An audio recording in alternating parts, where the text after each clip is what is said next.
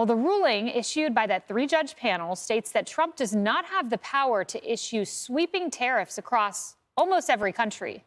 Now, this panel of judges says that they do not agree with Trump's use of tariffs as leverage, citing that federal law we mentioned, IEEPA, saying that law does not allow it. Now, the White House is now in the process of appealing and responded to the ruling by saying this, quote, "It is not for unelected judges to decide how to properly address a national emergency. President Trump pledged to put America first, and the administration is committed to using every lever of executive power to address the crisis and restore American greatness." Now, we haven't heard from Trump on this just yet. We'll hear from his White House press secretary in due time. But the White House's director of the National Economic Council, Kevin Hassett, says he's confident that the tariff ruling will be overturned. First, we're going to see what happens on appeal, and we're very confident in our success there because, after all, hundreds and hundreds of thousands of Americans have died because of mostly Chinese fentanyl and Chinese fentanyl coming in from Mexico and Canada. And the idea that having more people die from fentanyl than died in the Vietnam War and that that's not an emergency that we need to use every power that we have to try to address is ludicrous to me. There are different approaches that would take a couple of months to put these in place, and using procedures that have been approved in the past or approved in the last administration, but we're not planning to pursue those right now because we're very, very confident that this ruling is incorrect. This will no doubt go to the Supreme Court, whether IEEPA allows for this, whether this classifies as a national emergency, in some ways analogous to the Alien Enemies Act and what classifies as an invasion. Lots of legal questions here. And Emily, as we look at this, these were three judges. One was a Reagan appointee, one was a Trump appointee, one was an Obama appointee, and they were unanimous in this decision. Right. And the senior judge, the one appointed by Reagan, said, look, it may be a very dandy plan, but it has to meet the statute. So I just want to walk listeners through exactly what the legal argument was that this decision was based on. So generally speaking, we know that Congress is usually responsible for tariffs, but there are carve-outs that give the executive branch and the president the specific powers. So first of all, this decision only applies to IEEPA.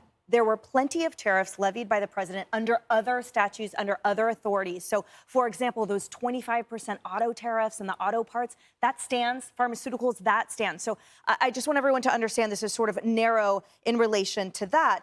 And at the end of the day, the ruling was that, look, IEEPA doesn't authorize tariffs. It specifically mentions embargoes and sanctions only. And that even if it did, that this, as you pointed out, didn't qualify as an emergency, the judges argued. And they say, look, we've been living under this for 49 years. Why is it an emergency now? Now, the counter argument to that is just because it's sustained doesn't make it any less of an emergency, obviously.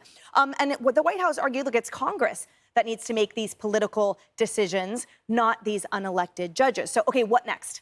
The White House has 10 days to implement stopping the tariffs under this specific thing. They can also enact, by the way, alternative tariffs under the other legal statutes and approved ways. They're obviously seeking an emergency stay and appealing. And then I think that the question that remains is whether this will impact the leverage that the White House has enjoyed in the negotiations with over 20 countries plus by the other countries saying, well, wait, you can't enact these tariffs on us. Your own judges ruled that you can't. But again, I think the takeaway is it's narrowly applied to this one specific authority, that the argument, it's not done yet. This is one chapter in the long story. And that, no, this doesn't, in my opinion, erode the leverage and the strength that our president has in the ultimate question of tariffs and foreign diplomacy on the economic front. Rosanna, so as Emily mentioned, those 25% auto tariffs stay in place. Others, the 15% tariffs for countries that we have a deficit with, stay in place. This applies to those Liberation Day tariffs. We all remember Trump with the board, and it said like 32, 44, and they had that formula with all of the, it seemed like hieroglyphics on it, but it was an arithmetic term. I'm just bad at math. But it's those tariffs that are the ones that are affected. Listen, this definitely slows President Trump down. He wanted to level the playing field. He wanted to bring jobs back home. He had a grand plan. But right now, he's going to fight it in court. It's just going to take a little bit. But Wall Street, kind of on the fence about all these tariffs. In fact, Jamie Dimon has said Trump's tariffs, even after cutting back, are causing levels of uncertainty. People are holding back on investments and their trust in the United States. Today, we see with this court ruling, Wall Street's up. So let's keep an eye on it. You know, to that point. Right, exactly. That's exactly where Wall I was going to Street. go, is that the market is telling you what the reality is here. And they're saying Hassett is right, that, in fact, they're going to fight this, they're going to win, or they have some other way around this. The markets are pretty smart about this stuff. They've been following the tariff talk all the way through. I'm sure you've heard about this taco trade that is making the list. Traders play this. This is how they're making money these days. The trade talk inspires traders to put money down, and they believe this is a nothing burger. So we're going to have to wait and see. Obviously, you know, Donald Trump is going to fight this every which way he can, and he tends to be able to, make things happen when you least expect it. But I really think this is an obscure court. There are ways around it. There's the 301. There's lots of other ways for Trump to put tariffs in effect. Well, let's talk about one of those ways. Look, here's a line from the opinion, Joe, and it's this: the worldwide and retaliatory tariff orders exceed any authority granted to the president by IEEPA to regulate importation by means of tariffs.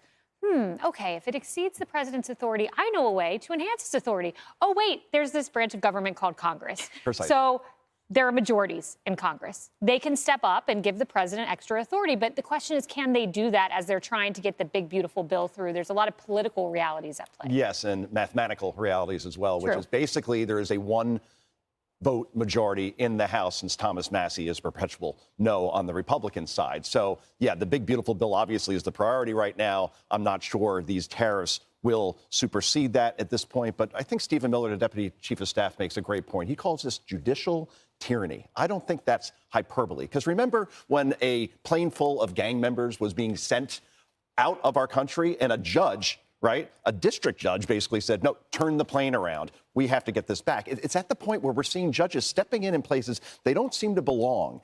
For instance, like if Donald Trump launches a missile attack on the Houthis, is a judge going to jump in and say, no, turn the missile around because we say you should? So I think at this point, the markets are stabilizing since all that chaos that we saw when the tariff war first began. The Dow Jones is currently up 3% month over month. The NASDAQ is up 10% month over month. And the tariff strategy was working because he was getting deals. People were coming to the negotiating table. So when this goes to the Supreme Court, tame right now. I mean, we've got 2%. a lot of positive stories. Consumer confidence is high. Yep. We've got a lot of good news out there. And in fact, the Dow's down. If this were true, this headline that this little court was going to stop all of the tariffs, well, the Dow would be up more than 1,000 points, okay? And that's not happening. And Kevin Hassett still says they're on the precipice of 3 trade deals. So, Emily, you had something? Well, just a reminder, this is the administrative law judge world. And there are thousands of these judges throughout our country that actually do have a big impact on sort of multi-layers of life. We just don't hear about them often because it's not,